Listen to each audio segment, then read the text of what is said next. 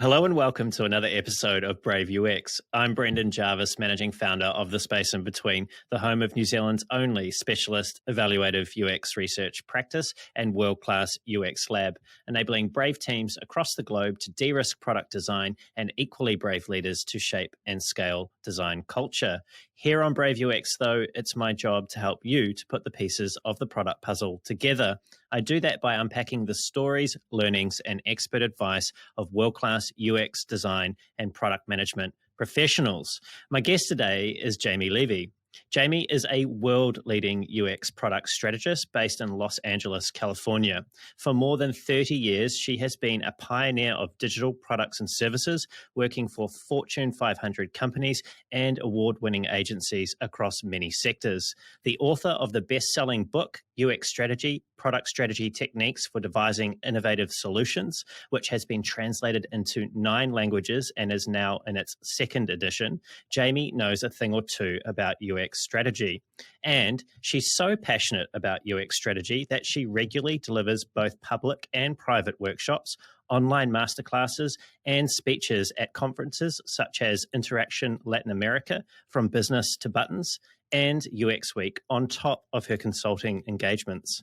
Jaime also shares her knowledge with the upcoming generation of UXers, having previously taught product design and strategy at universities including the University of Southern California, New York University, Claremont Graduate University, Royal College of Art, the University of Applied Sciences Potsdam, and the University of Oxford. A straight talker who pulls no punches, I've been looking forward to exploring UX strategy and the changing nature of our field with Jaime on Brave UX today. Jaime, welcome to the show. Brendan, thank you for having me. I hope I can live up to that amazing bio. Who is that person? That's all you. That's all you. And I'm sure, I have no doubt, given our pre-recording chat, that you will live up to those expectations. And Jaime, I believe you have a connection, a bit of a connection to New Zealand, and it's a musical one. What's the story there? Yeah, it goes back to, the post-punk era, actually. In the late 80s, I was living in Europe, and someone turned me on to this New Zealand compilation that was put out by Flying Nun. All of a sudden, I got exposed to all these amazing bands, and, one of the bands I really loved was The Chills. And another band that I really liked on there was this band, they became Belter Space. I know they had another name before that. But then I ended up hooking up, is what I guess people would say, although it turned into a full-on relationship with the drummer of Belter Space, Brent. And, it was really great to have that experience because I got to go on tour with them when they toured parts of Europe, including going to Berlin, and then on tour through the US when they opened for Pavement, and kind of just see what it's like and how horrible it is to really be in a band that's struggling, but they were such sweet guys, and it really, I regret forever when I had the option to go with them to Europe versus go with them to New Zealand, where they were like headlining and famous, that I did not go to New Zealand. That would have been the most amazing experience to see that. So some other time. So just let's rewind that a little bit. How did you go from getting a mix CD or a mixtape to actually dating the drummer of one of the bands? Like, how does that happen? Well, New York City, I was, in New York City living there after I went to NYU. A friend of mine was going through a bit of a, alcoholic crisis, and he's like, "Hey, do you need a place to stay?" And I hated my horrible apartment there. He come check out my loft, and I went to his 2-story loft on Avenue A, and it was really amazing. And he's like, "Would you like it?" And I'm like, "Yeah, I'd love it." And he's like, "Well, it's $800 a month, but there's 2 floors. But the thing is that there's this drummer living upstairs from this band." And I'm like, "Oh my God, what band?" And he's like, Belter Space. And so basically we moved in together as tenants that were, invited by this person simultaneously and given different floors, and, fell, I guess, in love. I don't know what love plus drugs, plus music, plus New York City. And, but that was a really fun experience to get to know someone from New Zealand. And he was a very sweet man. Sorry that I can't remember all the last names in the bands. My memory's shot. Oh, all good. What a collision. What a wonderful collision. Now, you mentioned that you didn't end up going back to New Zealand with him. Have you been to New Zealand since? I've never been there. I've been to Australia. I came out there a few years ago and did a workshop in Melbourne and then another workshop in Sydney, and visited a cousin of mine who lives in some lakeside community near Sydney. So I did make it over to Australia, but woo, oh my God, what a trippy place. Yeah, they speak funny over there. I've just lost all of my Australian audience now, but that's okay. We're okay with that. No, it's all in jest. Very nice. What's people, interesting too. sure. Yeah, they are. Yeah, they're our cousins over there, and we love them very much. Now, I wanted to come back to what you'd mentioned about music and the post-punk sort of era. I was talking to Greg Bernstein, who is now a user research lead at Condé Nast, a couple of weeks ago, and he ended up somehow meeting the creative director of REM, and then that threw him into his early career of designing record labels and record covers for punk bands. And I asked him the question that I'm about to ask you: is punk dead? Yeah, all these is something dead, I think is a ridiculous question. I'm sorry to say. Someone just asked me yesterday, is our personas dead? Like, what is punk? For me, what's your version of punk? See, I'm possibly a little bit younger than you, but my version of punk that I was exposed to would have been around the time of like the mid to late 90s. So bands like NoFX, Pennywise, Me First and the Gimme Gimmes. So they were probably, I don't know what you call second or third wave. So we're not talking about the Clash or the Misfits or some of the ones that preceded them. But they, of course, did come into the picture. But that's kind of my idea of punk. Yeah. Well, those bands are over. I don't know. I think if we're talking about punk as an ethic, it's not dead.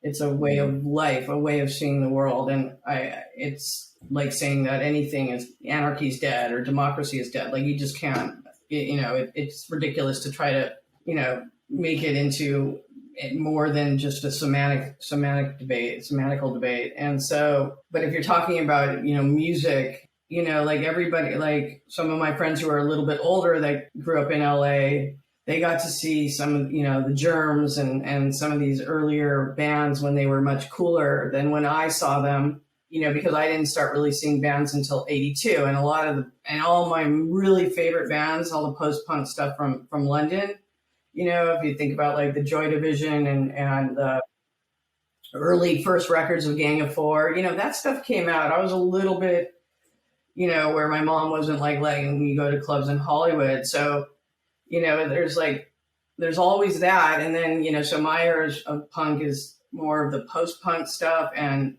I think as, depending on when you came of age, there's like certain bands that are going to be your sweet spot, that are influenced, that you love, that you're going to love for the rest of your life. Because, like my son is obsessed. He's almost 17 with this band called The Garden, and they're amazing, but they're amazing because they sound like a mashup of like Joy Division meets Big Black, like atonal, and you hear Gang of Four and you hear all these other things, but he doesn't hear it. And they're great. But how much originality they have, I don't know, so I feel like the intention to get people excited about music that's a bit aggressive is so important, because mainstream music is boring. But the part of punk, and this is more of a existential crisis, where people, probably in your area enough, discovered music, not even just punk, by socializing with people in real life and going to shows and going to record stores and hearing what they're playing. And now you don't need to put any work. You don't need to be social whatsoever. You can sit in your little, basement and listen to Spotify or whatever and have it suggest stuff. And so there's no effort. I don't think there's as much investment into it. It's more disposable. I could be wrong. I mean, ask the Gen Z millennials, how that, but I do feel that there's a bit of the punk spirit or any kind of spirit about, music that's aggressive or breaking new ground or has something to say politically. It's hard to get that spirit across to me without it really being a live socialized, experience. Yeah, everything is really served to us. It's so easy now, as you said, just to get at everything straight away. I used to buy punk mixtapes on CD, right? So I'm still in the CD era. And they were a way of discovering different bands that I hadn't heard before. But now you're right, you just jump on Spotify. This potential reduction in that punk ethos or attitude that I believe you're talking about, and don't let me put words in your mouth, not that I think that you will. How has that reduction or that shift in, say, the last 20 years, if at all, impacted the way in which UXers who are newer to the field, people that might be of my generation and the generations after, are taking to their work in terms of it really breaking new ground or really coming from a place that I get the sense that people who came into the industry when you did may have brought with them to a greater degree? I mean, I feel like that answer is if we look at new apps or platforms and see something cool. I don't want to really say this because I think it's depressing for Gen Z millennial people. Like my friend was over last night who's in his 40s, and we were having this conversation. It was like one of those anti-millennial rants because there's so many lazy people out there, who were helicoptered to death and freak out. I'm triggered by, and it's like, oh my God, you can't even have a conversation without you being triggered, and this sort of preciousness of, I don't say anything to hurt my feelings, like I'm having that issue now where I can't critique a certain person or manage them in a certain way. And I don't know if it's this, and I feel like it's like a huge lost generation gap. And I don't want to say that's true about people worldwide. I can't speak to that. I feel like I can only speak to Americans in my experience, managing or teaching that generation. And what I see, and what I also see through my teenage son, is the lack of heroes. Like certainly in my 20s, you could come up to me or 19 say, who's the most amazing graphic designer out there? And I'd be like, David Carson, or Neville Brody. I could just like list them, like look at look at what they did with fonts. Look at this amazing thing. And I want to do that somehow, but with interactive, or you think of like people who are outspoken pundits, saying things, writers. Like, I don't know, are there millennial writers who are just like breaking new ground? Are there millennial bands? Like, there's so many like zillion bands that come and go. Like, I'm wondering like, who are the heroes for this generation to inspire them? Because I don't feel like they want to necessarily be inspired by old asses like me waxing poetic about back in the day. Because the truth is, back in my day, there was only like 20 of us when I started. I was the first girl who was really doing, interactive stuff. Certainly, that was why I got so much hype. And what that allowed for me to do, I mean, yes, I had to work really hard to discover and to push the technology, because it wasn't like, oh, let me Google how to make something like low bandwidth and play off a floppy disk. Like, I had to totally invent that experience and research it, and no one I could call that help me or look something up. There was nothing to look things up. You're going to go to an encyclopedia or a microfiche. It's not there now. But the flip side of that is I could do almost anything, whether it was with storytelling or interface design, integrating multimedia, like doing the first person, like I'm going to have this thing on Word where I have 3 DJs on this illustration. I'm going to hire this top illustrator who never done something for the web ever and is going to make me this picture for $75. And I'm going to put DJ Spooky, DJ Olive, and DJ whoever was really cool in New York at that 1996, and then when you click on it, it goes to a page with their bio. And when you click on their turntable, it loads up the real audio player where I've managed to digitize a mixtape of them DJing so that people could listen to it worldwide. I mean, can you imagine that I could be the first person to ever think of that or do that? Like, that would be impossible to do now. Everything, so much has been done. It's really hard. And I did 5 of those things a day, 5 days a week at Word, and I had people to spitball these ideas with. And it was like, oh, why don't we try this? That's never been done. Why don't we try it? And to be in an environment where you're getting paid to try that, and my whole career before with that, and I know I'm jumping ahead, but it's like, so I feel there's one side of being in, getting into a field that's early where there's so much opportunity that, was something I could leverage. But at the same time, it's much harder. It was harder to do the work. And now I feel it's flipped where millennials have to, if they want to do something original that's innovative, now they have to work very, very hard to figure out what that is, to find something original, whether it be interactive, UX stuff or music or film or any other form of commercial art in particular. But then to implement it isn't so hard. They can Google that. Yeah, that's it. That's the reverse, right? Yeah. You can create anything you want to create now, but to stand out from the, probably extra couple of billion people that have come online since that time in the mid-90s is almost a gargantuan task. You talked about Carson and looking at your heroes as you're growing up and being able to reference those. And there's that cultural connection to what you're doing in the moment at that time and the shoulders of the giants, if you like, that you are drawing on and standing on that have come before you.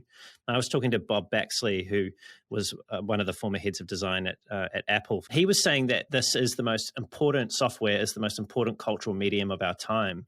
And I never really considered it in that way, but he also made the point that it's an unattributed medium. And this is sort of tied into what you were saying before. You could reference heroes from other creative arts, but I don't know anyone that can really reference heroes when it comes to product design or product in the same way, in the way that we work with this medium now. Or outside of like Johnny Ives or whatever who made like the iPhone. Yeah. Or talk about Sergey Brin, and Google, but people certainly talk about Steve Jobs as if he designed things, but yeah, maybe so. I would expect that there might be articles and books about, cutting edge product designers that are out there and podcast, but yeah, I don't know. I'm not sure because now we have so many podcasts, so much media, oh my God, It's so disposable, right? It's just so disposable. Oh my God. When I think about when I started and I wanted people to know about my work and there wasn't the web, I would have to get people to write articles about it. I would send my discs or send my films or send my whatever. It was just marketing. And I think that is what made me strong as an author. I think people forget that or don't even know. Here's the secret, and I bet you know this, is that whatever you make, whether it be design, product, a digital product or a book or a podcast, film, whatever amount of time you spend making that thing, you need to spend that amount of time marketing that thing. Otherwise, you've made it in vain because nobody will hear about it or see it. And I worked very hard on my stuff. And lately, the thing was the book. And I know the reason it got to best-selling wasn't necessarily it was better than all these other O'Reilly books or other UX books. It was because I was constantly touring and doing workshops and sharing stuff. And and because now I'm so over it and I'm not pushing it at all, it has to just go on its own, just move forward on its own fart, and it's because I'm okay, I'm kind of sick of all this stuff and I don't want to do self-promotion, but it basically derails the train. And so anyone who is very talented as a product designer, if they don't make some awesome portfolio and start writing articles and start doing podcasts and be seen as an evangelist and a leader, a spokesperson, and they do it consistently, I'm going to do 2 podcasts and then they don't do any more or whatever it is, articles.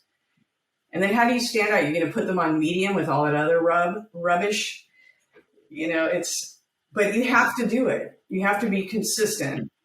You have to do it. Like, I didn't just make one floppy disk, I made 5. And I didn't just do whatever company I worked with. It was just constantly releasing stuff, because you're really only as good as what you've done lately. Yeah, you have to show up. And that's the other part of that bargain you make when you create, which is what you're getting at, Jamie, is this sort of idea that people will come and find it and see it without it being pushed. I mean, you took 2 years to write your book, I believe. I heard you say that that was 2 years of low to no income in that process.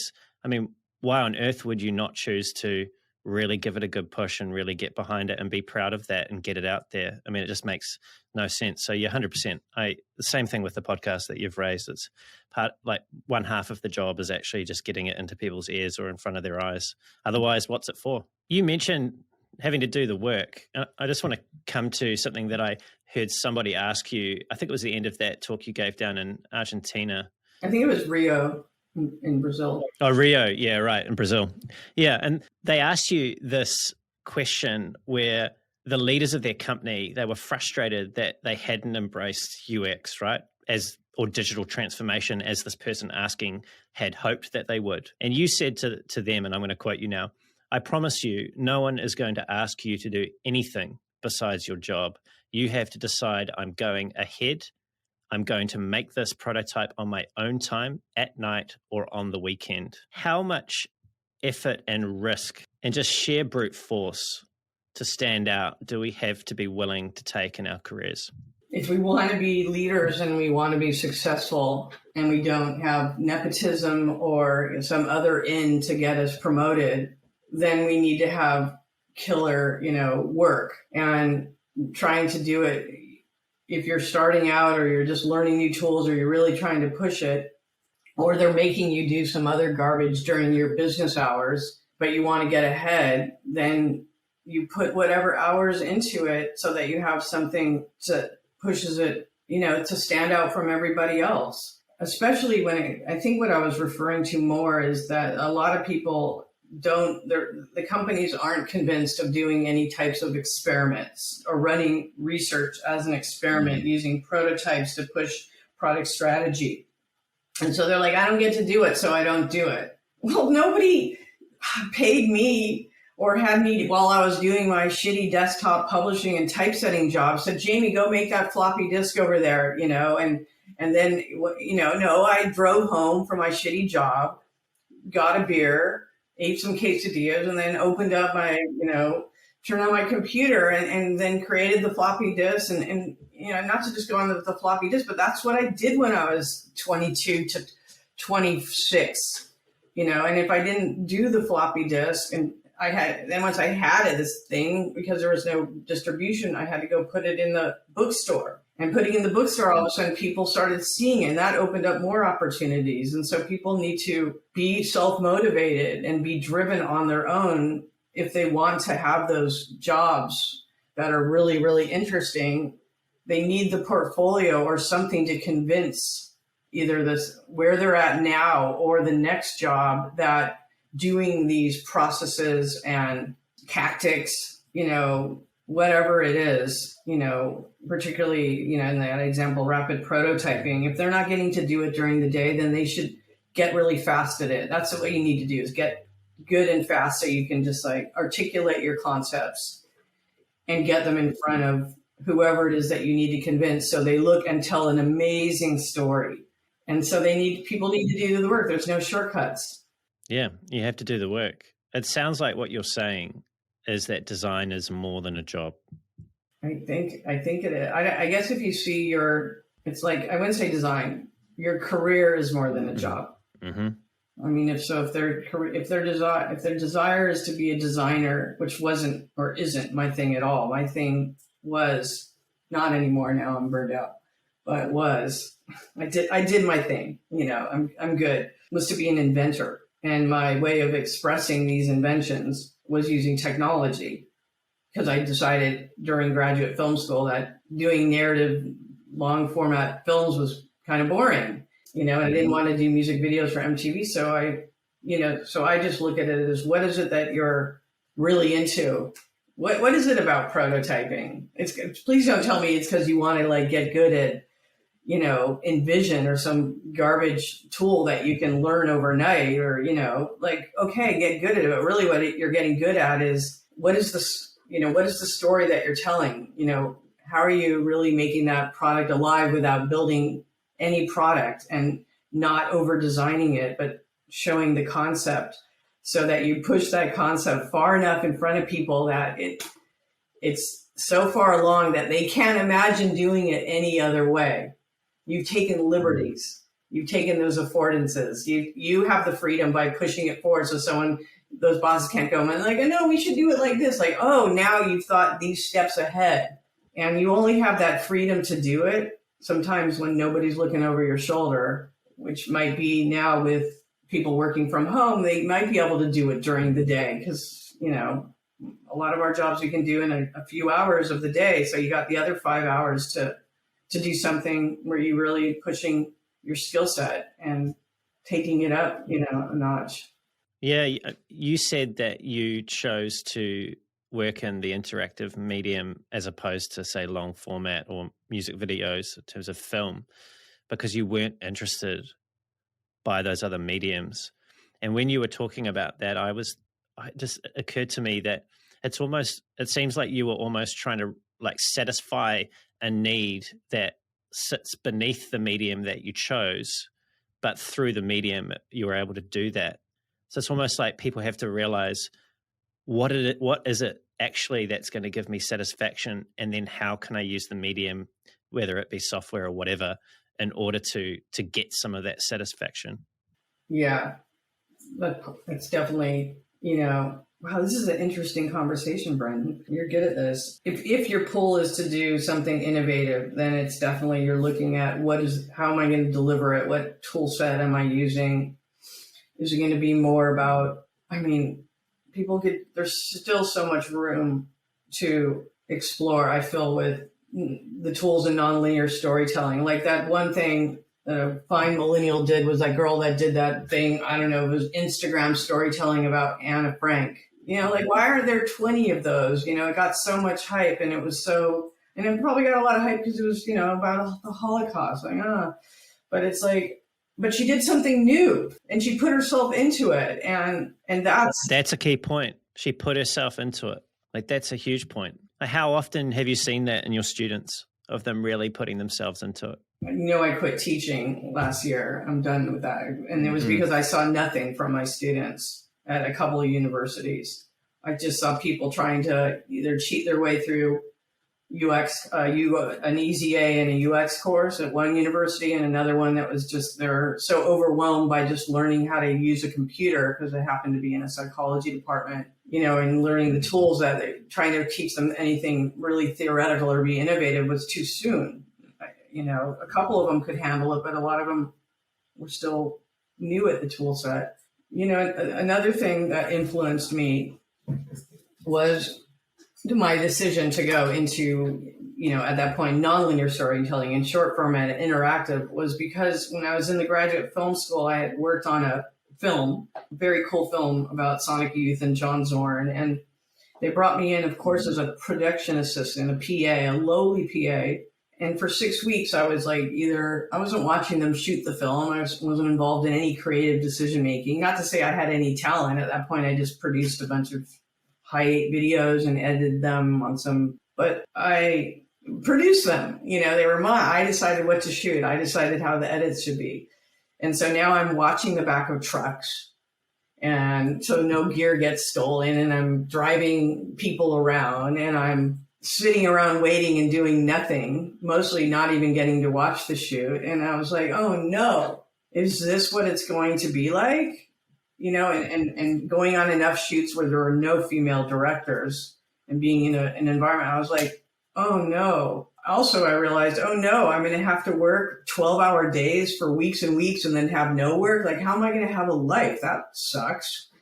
And I started realizing like that it was like the whole career around making films was something that I couldn't stomach in terms of my ego and wanting to have creative control, and in terms of that I was a woman. It's still really bad for women in film. I mean, that's only because they're shining a big bright light at it now. So, there's more opportunity for different minorities. But wait till that light starts shining on advertising. Exactly. But I saw this opportunity to just be able to do whatever I wanted.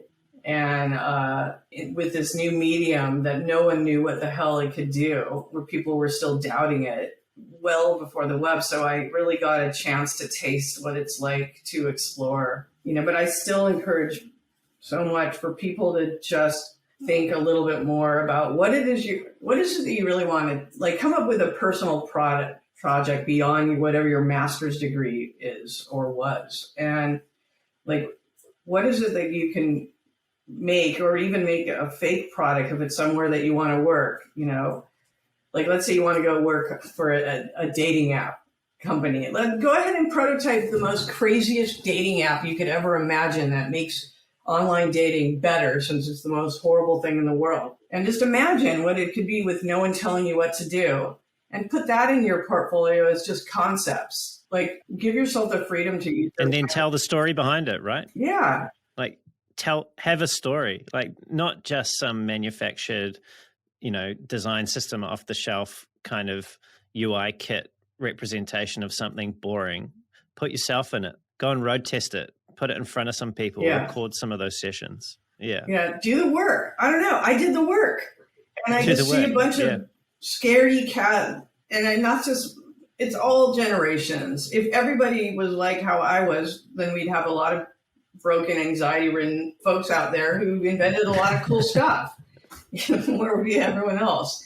There can't always be everybody like that. But if you are the type of person that really wants to have creative control and be an innovator, then it's going to be a lot more work than just saying, I'm going to go do a job where I can get off at 5 or 6 p.m. and go home and have a life and not be stressed. I get that too. Yeah. I often beat up on the education system, the Western education system, having been through it, and we all have to various degrees if we're in the West. And I can't help but put some of the blame on the perceived lack of choice, or the constraint and choice that people choose about where they spend and invest their time at university. Because what I mean by that is that we spend a lot of our time, and we're taught to spend a lot of our time thinking about what box we can fit in when we finish our formal education. So we do things at university to get jobs, which seems absurd to me now that I'm 10, 15 years into my career after university, looking back on it. How much of and again, we're getting pretty deep and dark here, but I feel like this is a good space to hold for a little while. Like, how much of this is actually because of this, I suppose it's the industrialization of education that we have put ourselves through the last 150 years. Like, how much of this is just the system manifesting in a lack of dream and ambition and ideals? Yeah, for sure. I think it's gotten definitely commodified. It's been that way a long time. And UX is now just this gross, disgusting part of it, where people think maybe they don't need to go to university, go get masters. If people could just be self-motivated, they could teach themselves all this stuff. It's on the internet. They could watch lectures by inspiring innovators and designers all day long and never run out, and just be making their own cool stuff and making the killer portfolio and getting a job. Jeez Louise. But they aren't self-motivated, so they put themselves into a framework, the structured environment, like a graduate school, and then all of a sudden they have to take these certain classes in a certain order. And whether it be, a wonderful university, or even General Assembly, Design Foundry, whatever, these shortcut technical degrees, they come out and they're like, I have a UX certificate, or I have a master's in design unthinking. It's like, oh, great. They've now passed that test, but it makes me, from my experience as a professor and seeing so few people really stand out with whatever their thesis was. What about the days, and Germany has this, I love Germany so much for different things, but a lot of my friends who have kids who are 17 to 20, they're not in the university. They're in these apprenticeship programs for 3 years, learning some highly specific thing, like engineering, like parts for, a water system. And then, his son's like in these classes and then working and just learning something. And then we're learning a work ethic. Like I feel like the idea of just being in college for 22 years, you're just a child. Why are you deciding when you're a child to I always regretted going to graduate school straight out of college. Like I wish I had gotten a job and had some more, but I did, I could have waited I'm glad I didn't, because I would have come in later on in technology. Like it was perfect timing for me as far as where tech was moving. But I feel like people it's so much stress on these degrees as if they're a means to an end when they're not. It's really, like let people learn passion and let people learn just what it's like to work and go to this job and say, I don't want to sit in front of a computer all day. I want to interact with people. I want to be out there researching and interviewing. Like they should learn what it's going to be like. Who knows? 100%. We never allow ourselves, and I'm trying not to do this with my son who's 3.5, right? So he's got a few years yet, but every moment counts, I feel, as a parent, without being a helicopter like you're touching on before. But we don't give children and young people enough space to explore. We put them into tracks and we encourage them to lock themselves into tracks far too early. So the conversation that my wife and I are having, and my wife knows this better than anyone. I mean, she has a PhD in neuroscience, and she's also a medical doctor. So she's been through the whole track of education, right? She's still going through it. She's doing ophthalmology now. But like at what age should we send Teddy to primary school, which I believe is called grade school in the US? For me, I'm in no rush. I don't want to send him on his birthday if he doesn't have to go. Like let him enjoy. We lock ourselves, as I said, into these tracks, and I don't know if it does us a service. And I got the sense, Jaime, hearing you talk about, you said you were burned out and you said you quit teaching, and it's fairly clear that you're not that plussed about the state of the young people coming through education in general. Why did you quit teaching? I get the sense you're quite bummed out about that, and teaching is something that you have loved in the past. I did it long enough, 30 years. I started teaching when I taught my first class at NYU. They would hire the graduates to teach the classes because we were the only ones that knew the software. And I love that. So, of course, I was like, yeah, I'll be a professor at NYU and ITP, and so I was always teaching people to make stuff, and I taught it at different universities. And during the last couple years of teaching the classes online, I was already kind of over it in the final class that I taught in person at the University of Southern California. I was getting tired of I wasn't enjoying it. I was sick of the babysitting and the cheating and the apathy. And I was like, I don't need to do this anymore. When I was writing my book, it was great because I could create these lectures and test it out and then get back the homework and say, did the homework connect? Or did I not tell them something? If I add this line here, add this slide here, add this paragraph to my book, it'll make that how I teach it so much better. And so the teaching drove the book. But once the second edition was done, and I co-wrote that with one of my students from USC, who was amazing, and we wrote it over Zoom with Google Docs for a year and a half, and it was very collaborative and super fun.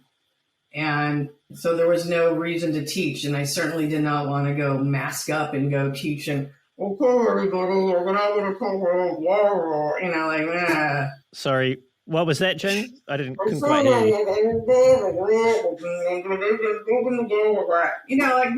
No, I'm not doing that. Yeah. And I like to do things where you're like, once I hit 30 years, what do I need to say 31 years? That's lame. I taught at top universities and some not top, everything from nonlinear storytelling to UX strategy that became a book for 30 years. It's enough. As my father said 20 years ago, stop teaching people UX because you're the word. What is it when you eat people? Cannibalizing? You're training your I'm cannibalizing my future jobs. I'm teaching everyone to be me. And so all the opportunity, like I taught so many people, like 5,000 people to be UX people and to go out and get jobs. And it's a generous act. It's enough. Yeah, the book's enough. Like, it's like, I want to like cook and plan and enjoy my son before he disappears to NYU or wherever he thinks he's going, and enjoy my life. Like, I just really, I want to enjoy life. And I feel like I said enough, and it's up to your generation and the ones after you to tell I told my stories in the book, so yeah, I have a full-time job now. I'm getting paid right now, doing nothing but talking to you, ka-chink, ka-chink, every hour. And then every 2 weeks, the money just goes into my checking account, and then I can go blow it on sushi or my son or whatever. And that's just fine. It wasn't fine 10 years ago. I was like, no, I have to be inventing something and teaching and evangelizing and touring the world. Like, I just came back from Denmark and Estonia. It was horrible to travel during the thing that we're not talking about. Yes, we're not talking about it. We still haven't said it. Yeah. And we're not going to say it, are we, Jamie? Nope, we're not going to say it. We're dancing around it. Not going to say it. But yes, we are. It's not the best time to be touring, and no one wants to. Going to online conferences is stupid. You're not connecting. So I don't need to do that stuff. I felt like I really gave it my all, and now I want to give myself more of that, I mean, I get the sense that you have been frustrated and that you've made some choices recently to invest in other areas of your life, like you talked about, like just enjoying it, not having to have that pressure and that stress, that burn, that investment in others that you've been doing for such a long time. And I really appreciate you being open to have that quite a real conversation, right? This isn't like, we're not putting our best happy face forward here, right? Like, this is a real conversation that people are listening to. Yeah. I've also heard you describe yourself in the past as and it's clear, I mean, look at the body of work, look at what you've achieved, as an overachiever. So given that you have recently gone through, or may still be going through, burnout, right? How does that sit with Jamie, the overachiever? I'm trying to overachieve on other things in my personal life, or actually work on what the overachieving is about, because it's a distraction from focusing on your emotional and physical health. Like, I don't, like, I go on walks around the Arroyo every day. Sure, I listen to podcasts, but I'm starting not to listen to podcasts about like teaching myself German or listening to anything related to tech, God forbid. Just listening to stuff about life. Like, I love this show called The Daily, I always love investigative journalism, and then going running and listening to my son's favorite bands, and, like trying to figure out just everything, like cooking a recipe that's beyond my pay grade, going to get those ingredients at the farmer's market and connecting with the people selling the ingredients and asking them, did this cow have friends before you killed it? Horrible. I think you should have a conversation with Peter Morville about that. He'll have some thoughts and feelings on that question. Is he like hardcore vegan, or is he like I can eat meat and I don't give a shit? See, this is the interesting thing. He's vegan-ish was the way that he described it. I mean, obviously, he's the author or co-author of the Polar Bear book, and he's an information architect. And I thought that was an interesting way for an information architect who's, usually puts things in boxes and labels them to be. But he was way more on like, I'm more about spectrums when it comes to human behavior than absolutes. So anyway, that's a side note, but he's vegan-ish and he loves goats. I don't know why he loves goats. I think because there's something that they do, like, I don't know, they do something that's sustainable that I don't know what it is exactly, but there was a goat craze going on in LA for a while. I never quite understood it. But yeah, I feel like this need, it's kind of pathetic maybe, that this need to get attention, to prove myself over and over again, has also been the undoing of Jaime Levy, where I don't put that same amount of energy and love into myself and into my relationships. And I need to stop doing that. It's just not healthy. And so that's really, like, it's like the intersection of, I've said enough. I need to chill out now. My book is good. I'm proud of it. I also have this whole art career that was the start of my career, that was the digital art. And so I'm using this opportunity with this full-time job. When I have downtime, it's like, well, I'm not sitting there, throwing paper up in the air. I can, work on the website that has my old digital art, and I could research on doing an NFT. Like I can, or not. Like I should. It's like I can't even.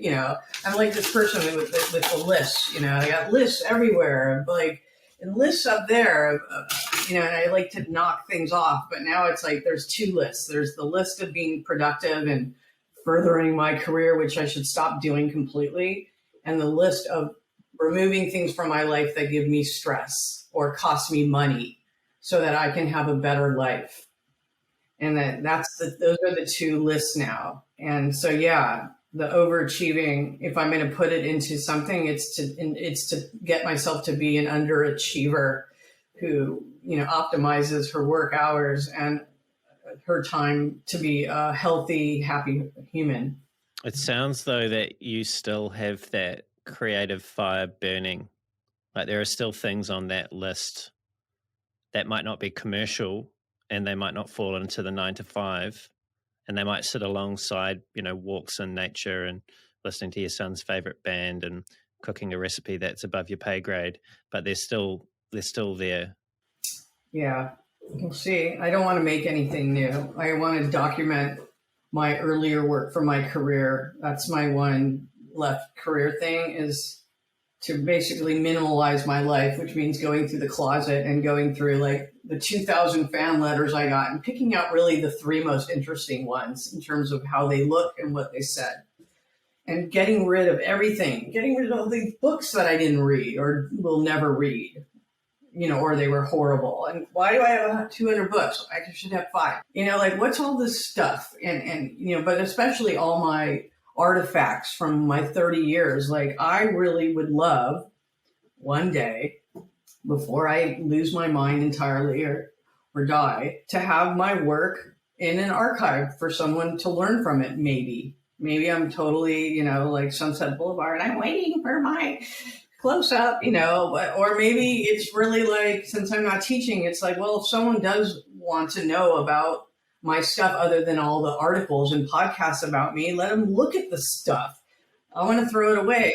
And it's paper, it's videos, it's in all these different forms. And I'd love it to be just minimalized to just the best stuff. And on jamielevy.com/art. And then I have a guy who represents me as an artist. Sounds so bloody pretentious. He's trying to get me that museum retrospective or that group show with other people who were innovators back in the day. And I don't want to have to be scrambling if that opportunity presents itself. I want to be like, oh, while you're figuring out what artists should be in that show, guess who's the artist that has everything explained, that has all the articles, everything together, all the art in the highest format available, descriptions written. I want to have all that stuff kind of, archived in the best way. Rhizome did this incredible thing for me, this institution in New York City that works with the museums there, the new museum. And they took my floppy disks, including the Billy Idol floppy disk, and made it so that you can stick a US, because you can't get these, I have a 6-inch gaming. You can't get the computers to start now and play. People have been trying to do this born digital shows, and you can't get them to work and you can't distribute them. So these guys made it so they simulate HyperCard and director projectors by just taking a USB, sticking it into the computer and restarting it. And all of a sudden it's like, woo, we're in 1988 or 1990. and people can interact with it and see this crass interactive stuff that I was making with the, Minutemen samples and the Love and Rockets art. Like, it was so punk rock and so crazy. And now, instead of just watching a video of it on YouTube, you can actually, and so because they did this wonderful thing for me, and it's been in some shows, I want to get all the stuff to back that stuff up, just in case someone gets the bright idea, like, hey, what about what inspired all this interactive stuff back in the day before the web, BW? What does that look like? Well, because all that stuff basically evaporated, all of our stuff, even now, is evaporating. We'll back up all our photos and our films, and then they'll get backed up and not backed up, and then we lose everything. I feel like I want to archive it just in case. And that's a fun thing for me to do, is kind of look at digital art, older stuff, and think about the context, and then just have it done. And then I spend less time, then I'll come up with some other project. I don't know. And I was going to say, and then what? I don't know, man. And then what? I what? don't know. I got like 3 months of this stuff. I don't know. How about if I can learn to go to sleep at night without, get rid of insomnia? That could take 2 years. I don't know. I'll think of it next. We've talked about the apathy that you've observed as a professor, and the converse of that through your personal story of, really burning brightly, right? Like, I'm into this, I'm putting myself into all of this, and I'm doing this for 30 years.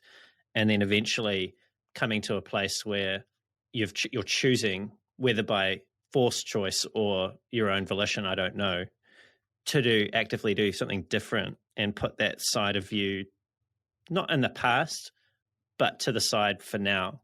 And this is, I don't know if this is a question or if it's just an observation, but seeing both of those sides, that distinct apathy, and then like this creative passion and fire that then might drive you to a place where you need to make different choices for your own health. Would you do it differently if you could do it again?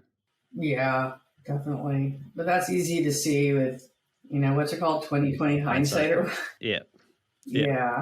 I could imagine a different existence for me now that is a bit more, is different than what I have a lot of things to be grateful for. But yeah, I feel like I could have done better in some ways with my personal life. It was just a sacrifice. That's a big trade-off, isn't it? It can be. I think it can be, So, but I think, maybe it's not too late. You have to really decide, you have to pick a lane.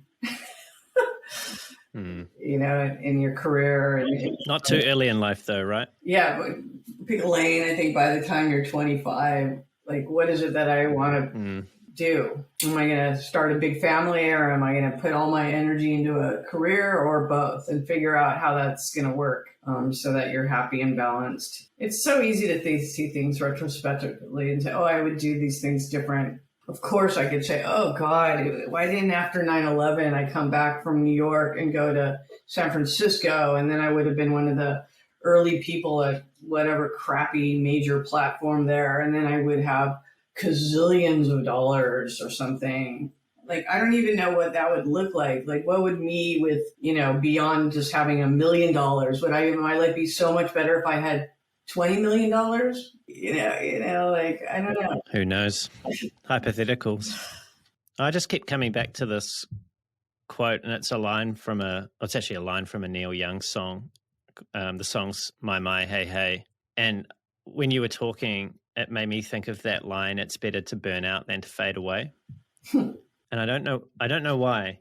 And I'm not suggesting, you've self-labeled yourself as burnt out, but I think it's so much better to have, and again, I'm imposing my own view on top of your situation, so tell me to back off if you need, but to get to that point after all that investment of energy, that creative energy, the generosity of the teaching, all of that stuff, and to be burnt out, I think is so much better than to have never started, to have faded away before you'd even lit that fire, which is what you've described that you see in some of your students. Yeah, I don't know, it's hypothetical. I think the students still, when you're young, you still have that chance to throw yourself at something.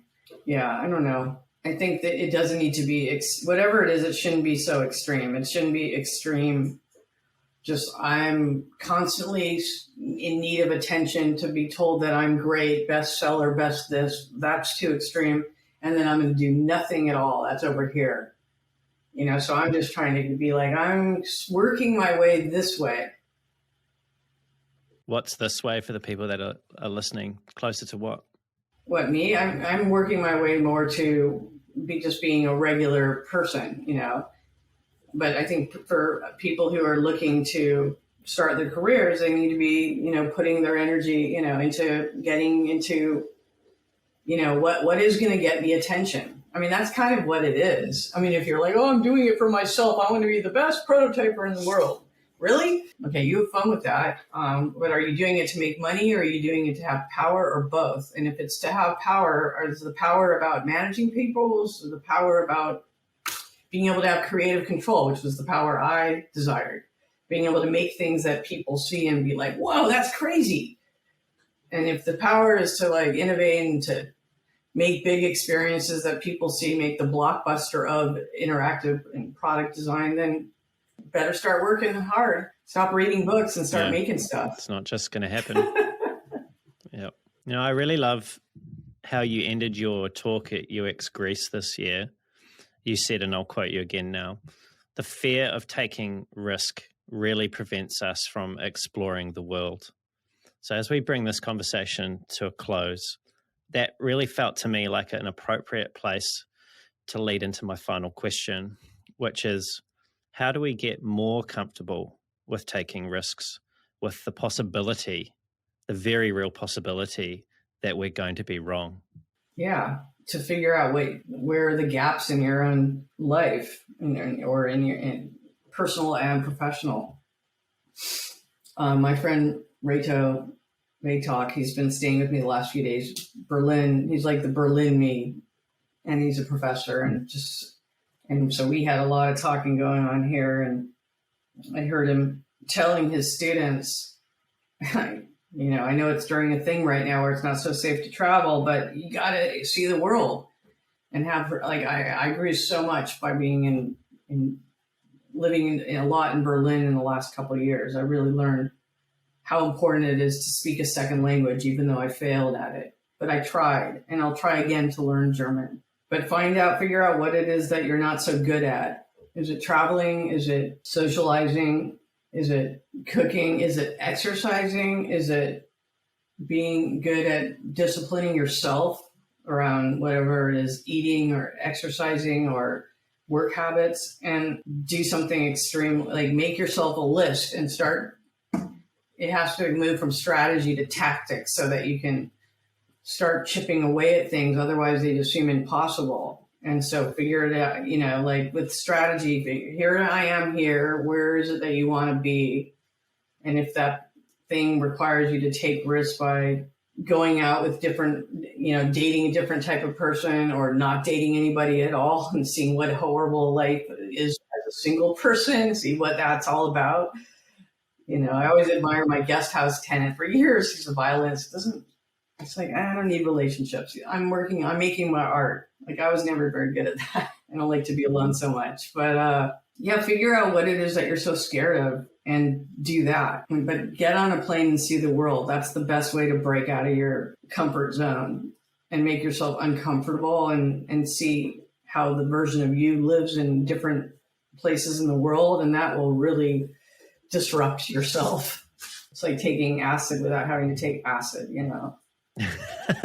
And that is a great thought to end on. I love it. Disrupt yourself. I think it's so important. And travel, when the thing that we're not naming and we haven't named during this episode is over, that will be a lot easier. Jaime, I've really enjoyed the depth of the conversation today and the candor and the realness that you've brought to that. I really, really do appreciate it. And I also appreciate your huge contribution to the field of UX that you've made over the last 30 years. I know you're feeling a bit burned out now, but I just want you to know that there are many, many, many other people like me that also appreciate you and your work. So thanks very much for coming on the show and sharing your stories and your insights with me today. You're very welcome, Brendan. You inspired a very good conversation. You're very good at this. Thank you for having me. And You're most welcome, Jamie. Good luck with everything, for sure. Someday we'll meet and have a beer in person. Get me to New Zealand. I would love that. Come to New Zealand. We'll have it in the sun. Come during the winter in the north. It'll be wonderful. We'll have it. We'll look over the waves. It'll be great. That's our 2-year goal. Yeah, 2-year goal. Well, I think that probably should be safe with that thing that we're not talking about. Should be done by then. Let's hope. Jamie, if people want to find out more about you, about your book, and all the wonderful things that you've created, what's the best way for them to do that? JaimeLevy, my website, jaimelevy.com, which should lead to a lot of stuff, including the book website, userexperiencestrategy.com. That's good. Connect with me on LinkedIn. At some point I'll start promoting myself again. Right now I'm anti-LinkedIn. They're a horrible monopoly. Yeah, check out my book if you're interested in this kind of stuff. The second edition, I'm super psyched about. It was written with a lovely millennial who is very driven, American woman. And thank you so much for having me. Oh, my pleasure. And Jamie will be linking to all of those wonderful resources, the book and all the websites that you've just mentioned, so that people can find it. It is a wonderful book. I know in this episode we didn't go into UX strategy tactics or anything that was didn't talk about UX tangible strategy. in that regard. Yeah, I know. But I think that's wonderful that we didn't in many ways. But definitely check it out, people. I also want to say, if you enjoyed the show and you want to hear more great conversations like this with world-class leaders in UX design and product management, don't forget to leave a review on the podcast. That's super helpful, only if you feel compelled to, though. Subscribe to the podcast. And also, if you feel that other people in your sphere would get value out of conversations like this, then please pass the podcast along to them. If you want to reach out to me, you can find me on LinkedIn, just under Brendan Jarvis. There's also a link to my profile in the show notes on YouTube, and I believe also on the podcast platforms now as well. Or you can visit me at thespaceinbetween.co.nz. That's thespaceinbetween.co.nz. And until next time, keep being brave.